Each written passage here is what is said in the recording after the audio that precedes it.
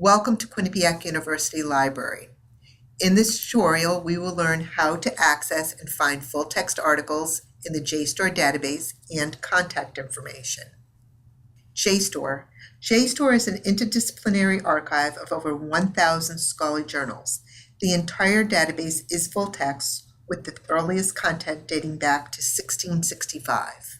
From the Arnold Bernhard Library homepage, Jstor can be found right under Popular Databases. From off-campus, if you click on any one of our databases, you will come up with a screen that looks just like this.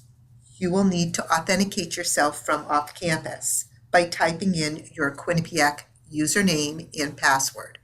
This will be the same as your Blackboard or email without the @quinnipiac.edu on the end.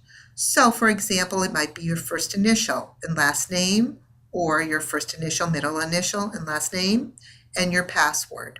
As long as you keep your browser open, you can go from one database to another without logging in again. So, let's go right into our Jstor database. Once you are in Jstor, the first screen you will see is a basic search screen.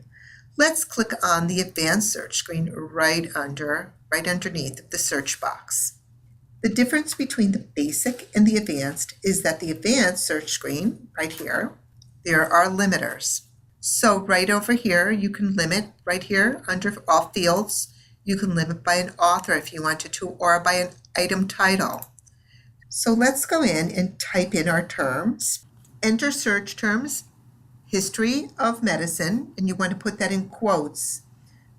So in order to keep your terms or your phrases together, you want to put them in quotes. So that means those terms appear side by side. So we're going to put in history of medicine, and then we're going to separate our terms with and. And will separate your terms or your phrases. And then we're going to put in the terms smallpox. So that means history of medicine and smallpox will both appear in your articles. These two will appear because you have and between the terms, okay, your history of medicine and smallpox. You can add a search box also to add another term if you'd like. Remember, the more terms you put in, the less results. It will narrow it down more for you. Let's scroll down, and if you want to narrow your results, you can narrow by an item type. You can narrow by articles, reviews, books, research reports, pamphlets, miscellaneous, and we are going to narrow it down to articles. And those will be history of medicine and smallpox and articles. And language, we are going to select English. Now remember, you can put in a publication date also in here. In Jstor, nothing in Jstor goes really up to the current. Okay, it might be a few months back too. Remember, it goes pretty far back in Jstor. And if you scroll down, you can narrow by a discipline. So you can expand your disciplines. You can narrow it by a discipline by checking off a discipline. And we are going to go down and we are going to select history and history of science and technology. And you can select more than one discipline. So under history, there's 330 titles right next to it. So that means there's 330 titles that will appear. In history of science and technology, it's 34 titles. And let's scroll down, and we're going to click on search. Let's scroll down, and there is 1,189 articles that have smallpox and history of medicine together. And if you wanted to, you can also modify your results. Never go back.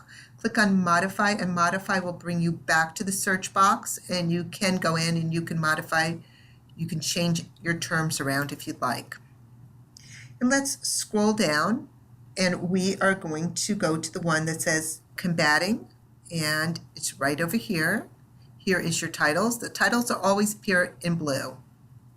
Right underneath your title is your author, Alan D. Watson, the name of your journal, the North Carolina Historical Review, Volume 90, Number 1, and this is 2013, and this is page 26 to 48, okay?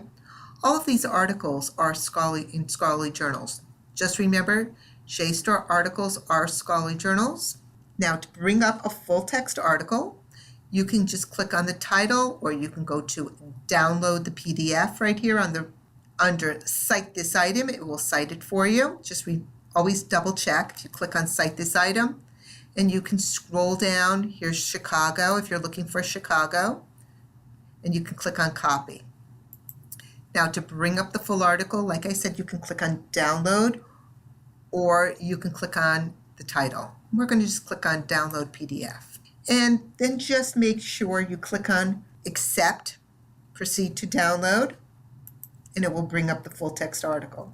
And this is a PDF, which is a scanned replica of the original article. And this article is 24 pages. Here is your article right here. You can print, and you can save your article. You can download it. If you have any questions or need any further assistance, please contact Rhonda Colbin at area code 203-582-8368 or rhonda.colbin@quinnipiac.edu, or the Arnold Bernhard Library Reference Desk at area code 203-582-8633 or refdesk@quinnipiac.edu.